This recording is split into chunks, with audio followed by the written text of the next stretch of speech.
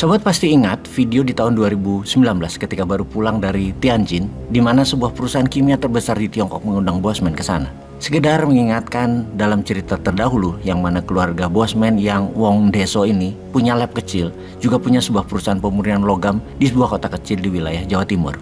Kerennya kalau bahasa asing keluarga di kampung itu secara temurun kami adalah keluarga blacksmith kali ya, atau pandai besi istilah Indonesianya. Mbah-mbah dulu turun temurun memang pengrajin tosan aji atau pengrajin keris. Namun bukan keris sakti yang ada warangan dan sejenisnya, hanya keris biasa untuk pajangan atau dipakai di acara pernikahan. Juga sebagai pembuat pacul, pembuat parang dan sejenisnya. Pastinya derajatnya belum empu atau pakar wesi, belum, hanya tukang.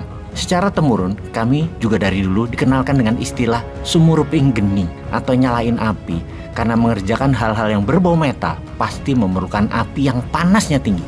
Bukan hanya mengenal api, ya mainan api ya dari kecil. Mulai dari yang ditiup, dipompa, menggunakan bahan arang, hingga saat ini menggunakan gas. Bahkan yang terbaru pakai flash atau kilatan api. Selain pandai besi, ada kebiasaan yang baru dibangun oleh kakak saya, yaitu memisahkan mineral-mineral, diurai sampai yang terkecil, dipisahkan atau di-crack. Salah satu yang beliau crack adalah lithium, Li.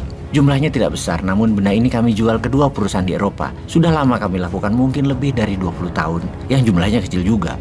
Entah bagaimana tahu-tahu benda ini ada di tangan perusahaan besar kimia di Tiongkok, TCC, Tianjin China Chemical. Mereka meminta kita menyuplai ke TCC, di mana kita pun bertanya untuk apa lithium itu. Dijawab untuk power bank rumah. Sahabat semua tahu pasti bahwa baterai pakai lithium. Baik baterai itu untuk mobil, laptop, HP, dan lain sebagainya. Berbahan nikel lithium kobalt atau lithium ferrofosfat. Ya pakai lithium intinya. Jadi posisi lithium itu sangat vital. Baterai sebagai unsur penyimpan energi ditambah teknologi fusi, maka energi yang dikemas di dalam bersama motor generator kecil, di mana hukum fisika mengatakan fungsi energi masuk pasti sama dengan energi yang disimpan, pasti sama dengan energi yang dikeluarkan.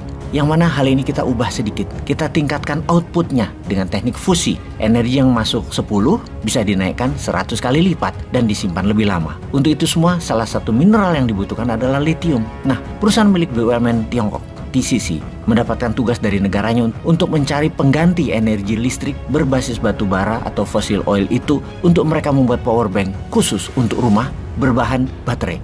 Mereka berencana membuat power bank untuk rumah yang hanya di charge 2 jam namun bisa menghasilkan daya selama 24 jam menggunakan power bank. Jadi kalau biasanya bayar listrik mungkin sebulan 1 juta untuk daya listrik 3300 watt di perumahan, sekarang jadi hanya pakai 20%-nya saja untuk mencharge dengan hasil sama 3300 watt. Oke, jadi apa yang mau diinformasikan Bosman kali ini? Sebagai kesimpulan kunjungan ke Tianjin tersebut adalah pihak TCC meminta lithium kita dikirim juga untuk pabrik mereka di Tiongkok.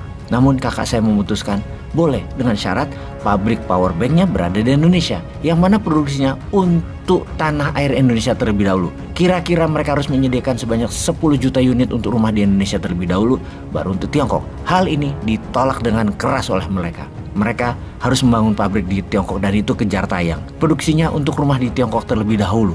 Itu target mereka. TCC mengemban tugas berat. TCC mendapat tugas negara di mana kebutuhan energi nasional Tiongkok 50%-nya untuk kendaraan, sisanya untuk manufaktur dan energi perumahan. 85% bahan baku energi mereka impor. Agar mereka menjadi independen energi negara Tiongkok tersebut, agar tidak tergantung banyak dengan minyak bumi dari Timur Tengah dan batu bara dari Indonesia serta Australia, maka setidaknya perumahan di Tiongkok bisa menggunakan power bank ini. Dengan adanya power bank ini, bahkan kalau tidak menggunakan listrik berbasis minyak bumi, maka mereka menggunakan energi sinar surya atau solar. Maka apa yang terjadi selanjutnya? Tiang listrik, kabel listrik, transmisi, gardu akan hilang dan akan menjadi perubahan di dunia energi listrik perumahan di Tiongkok secara drastis. Ini game changing skenarionya. Karena mereka memiliki teknologi fusi tersebut, mereka pede melanjutkan tanpa lithium kita. Namun mereka pasti punya sumber lithium yang lain. Namun sekali lagi, kita sebaliknya, kita punya mineral, namun belum ada teknologi fusi dan motor generator yang mumpuni, maka kita belum bisa mandiri energi. Ini yang buat kita tertantang dan kita akan buktikan. Sebagaimana kita ketahui, hingga saat ini listrik PLN di Indonesia menggunakan batu bara yang terbanyak. Hampir 60% pembangkit listrik Indonesia adalah berbasis batu bara. Selain batu bara merusak lingkungan, maka batu bara dalam jangka panjang akan musnah juga. Selain lingkungan hidup menjadi tandus dan panas bumi meningkat terus, di mana batu bara dan fosil oil adalah perusak 50% yang menyebabkan bumi semakin panas saat ini. Hingga saat ini, Dunia yang katanya mau menjadi hijau kembali dengan menggunakan energi terbarukan, melepas batu bara, ternyata semuanya omong kosong. Apalagi perang di Ukraina terjadi yang kemudian menyebabkan Eropa menyalakan kembali pembangkit listrik tenaga batu bara gara-gara dibatasi sumber energi asal Rusia oleh Rusia ke Eropa. Semua ini makin membuat dunia runyam. Climate change tidak terelakkan yang membawa dunia semakin panas dan banyak bencana alam. Maka bisa dikatakan kalau teknologi ini kita miliki, yaitu power bank untuk rumah, apa yang terjadi di Indonesia? Akankah juga terjadi game changing? PLN bisa ruginya bertambah besar. Pastinya juga penyuplai batu bara yaitu para oligarki semuanya bisa bangkrut. Mungkinkah hal itu terjadi? Tidak mudah, Ferguson. Oligar pasti melawan. Tapi dasar sontoloyo, maka usaha untuk membuat energi baru untuk perumahan ya tetap kita jalankan. Kita tetap cari cara, kita tetap berusaha.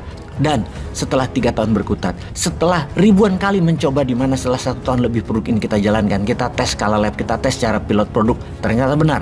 Produk power bank untuk rumah ini akhirnya siap untuk komersial. Produk ready dan sebentar lagi kita akan melakukan soft openingnya. Ada 2 model bisnis dan macam alat energi ini nantinya kita akan pasarkan. Alasan pertama adalah karena belum mass production, maka harga jual dan harga pokok penjualan belum menemukan titik critical mass-nya, maka harganya belum bisa murah. Jadi 2 model bisnis ini jadi pilihan. Pertama adalah 100% alat ini kita jual dan harganya kami yakin hanya bisa dibeli oleh kalangan ekonomi A. Harganya berkisar 45 jutaan dan Anda tidak bayar listrik seumur hidup, garansi 15 tahun. Jadi kalau Anda biaya listrik di rumah setiap bulan 1,5 juta untuk listrik 3.300 atau 5.000 watt, maka setiap tahun Anda harus membayar ke PLN adalah 18 juta rupiah setahun. Dalam 2,5 tahun harga power bank rumah tersebut lunas terbayar. Model bisnis mesin kedua, harga baterainya 9 jutaan dengan daya 3.300, 5.500 dan setiap bulan bayar jasa pengecasan. Berapa biaya listrik tersebut kira-kira? Kira-kira adalah 50% dari harga bulanan Anda. Katakan Anda biasa membayar 1 juta rupiah, maka Anda cukup membayar pulsa charging 500.000 sebulannya. Anda akan on terus listriknya. Sebelum kita meluncurkan produk ini, maka informasi ini kita sebarluaskan. Karena kita semua tahu 100% produk ini pasti akan perang dengan PLN batubara. Perang dengan PLN sesungguhnya perang dengan oligarki yang menyuplai batubara ke PLN. Itu sesungguhnya sih. Walaupun alat ini meringankan hingga 50% biaya listrik bulanan masyarakat, namun oligarki tidak akan mendiamkan alat ini beroperasi dengan mulus. Pasti akan dihalangi dengan berbagai cara termasuk menggunakan buzzer. Juga peraturan dimainkan mereka walau kita tahu anggap saja bahwa ini listrik adalah seperti pakai genset. Ada aja pasti nanti yang akan mereka lakukan agar tidak lancar power bank ini di pasaran. Bayangkan nantinya kalau ini benar-benar jalan, batu bara mereka tidak terpakai lagi. Inilah mengapa kita yang penantang globalis dan oligarki ini berangkat unjuk kekuatan dengan people power. Yuk kita gandengan tangan untuk membuat negara kita menjadi independen energi, utamanya energi kebutuhan rumah tangga. Kita tidak lagi bergantung impor, kita tidak lagi bergantung pada negara lain. Inilah masa kita mendukung produk anak bangsa sendiri. Sahabat, kita akan melakukan soft opening ini di Solo segera untuk menunjukkan kita bangsa yang mampu berdikari dan mampu berdaulat energi.